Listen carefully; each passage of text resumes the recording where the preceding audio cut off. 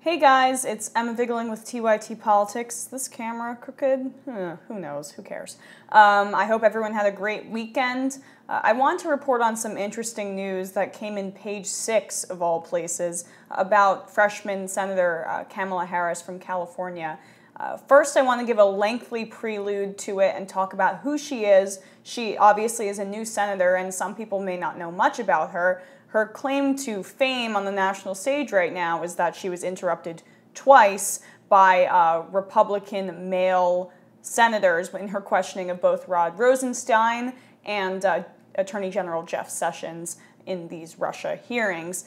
It was pretty ridiculous, and her questioning was completely professional, and it obviously showed off her immense intelligence.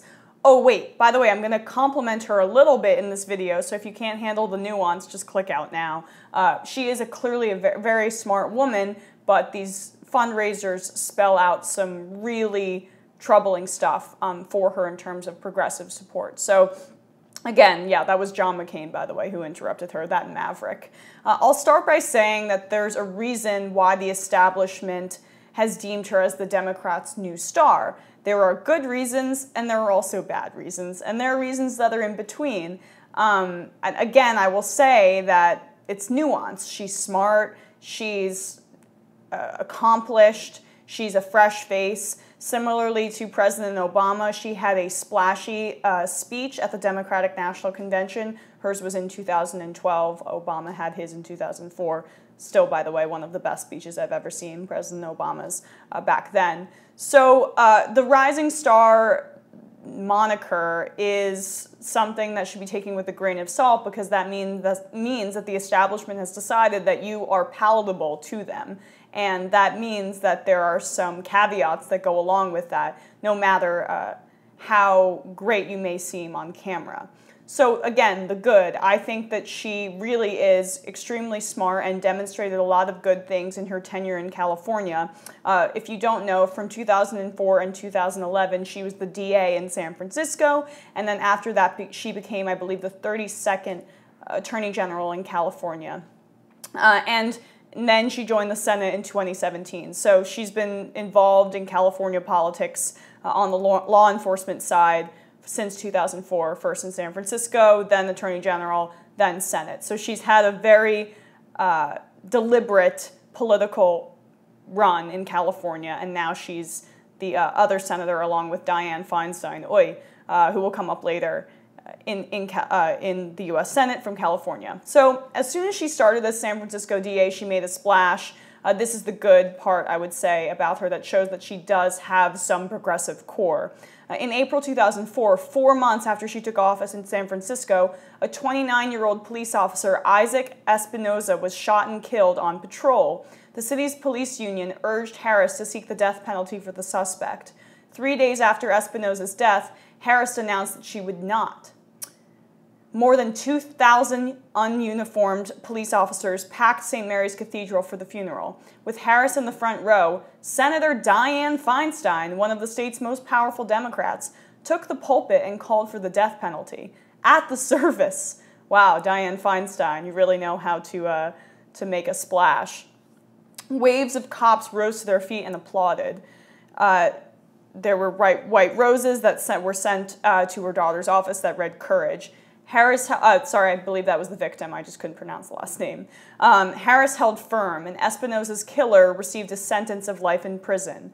Our members never forgave Harris, said Gary DeGlasses, the president of the police union. So she took an unpopular position. She did not seek the death penalty for this police officer and stood up to Dianne Feinstein, who decided to grandstand at this funeral and call for the death penalty. By the way, what a progressive. And basically say, you know, I don't think this is right, I don't believe in the death penalty, and she stood up to police. And I think that that's really admirable and shows that she does have a progressive core in some respects. But then here we get to the kind of dodgy stuff.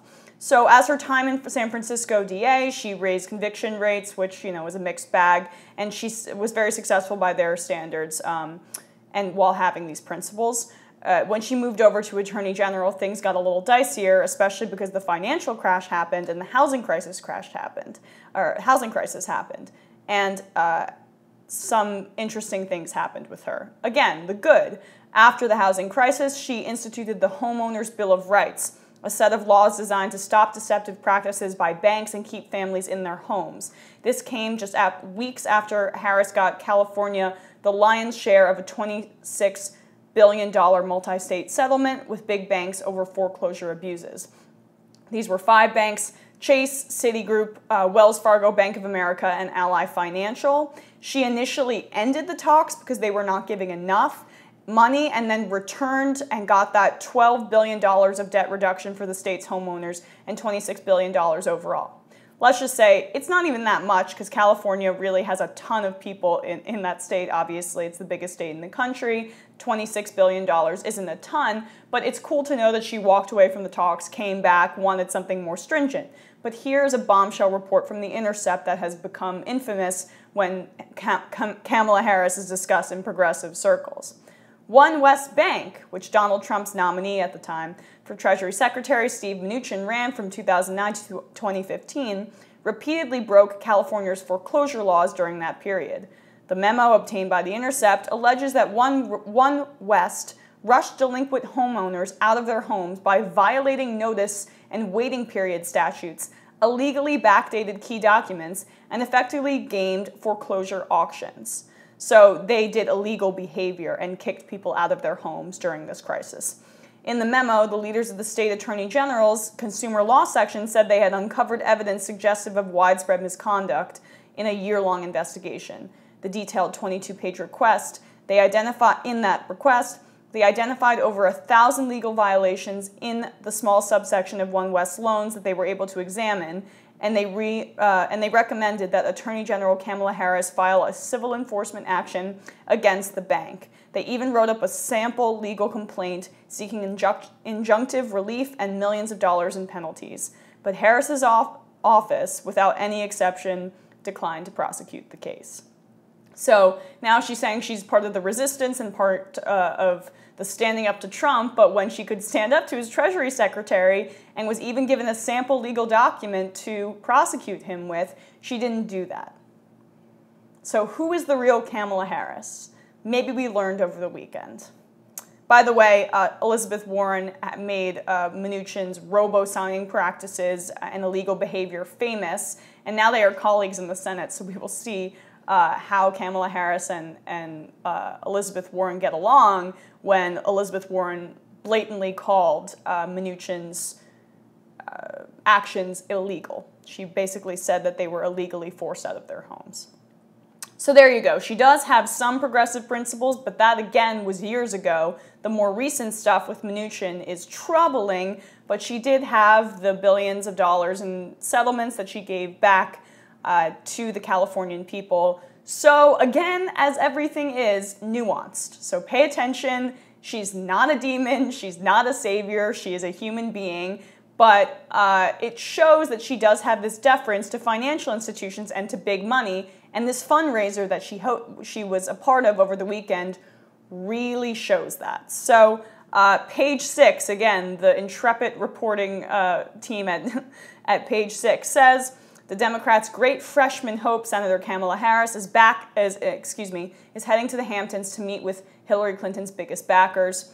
The California senator is being feted in Bridgehampton, oh fancy, on Saturday at the homes of Michael Kempner, a staunch Clinton supporter who was one of her national finance co-chairs and led fundraiser for who, I'm sorry, I'm really not reading well today, for her 2008 bid to the presidency. He was also listed as one of the top bundlers for Barack Obama's 2012 re-election campaign, having raised $3 million. Guests there to greet Harris are expected to include Margot Alexander, a member of Clinton's inner circle, Dennis Mahil, a Democratic donor who's the chairman, lots of big Democratic donors. And you can look it up on Open Secrets. I just did a cursory look. Margot Alexander has over, when I searched, 300 payments, and some of the biggest ones were around $30,000 to individual candidates. So these guys have a lot of money, and it makes sense because they're meeting in the Hamptons.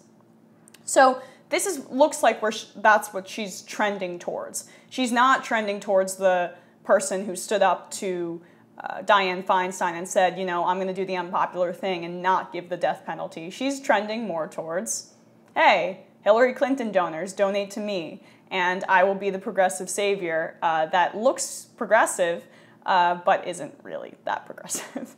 And I think that the comparisons to President Obama are interesting. People compare Cory Booker to President Obama. Cory Booker is more conservative than President Obama, and also not as charismatic.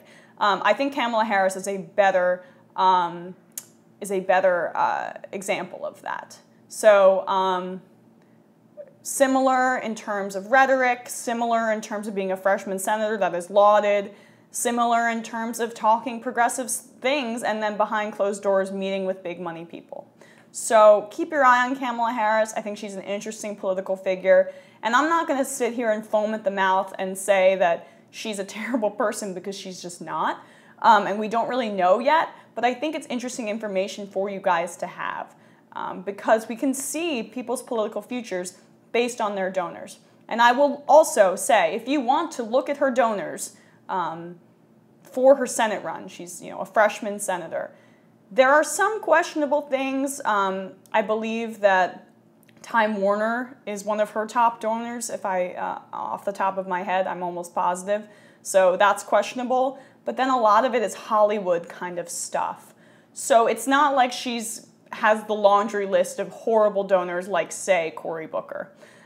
So again, nuanced political figure, look into it yourself. Don't get wrapped up in saying that she's some sort of evil person, because I think that nuance is really important on the progressive side. I'm not going to say that, like she said, that there shouldn't be purity tests, but there should be nuance. So interesting stuff, guys. Look into it, and I hope everyone has a great day.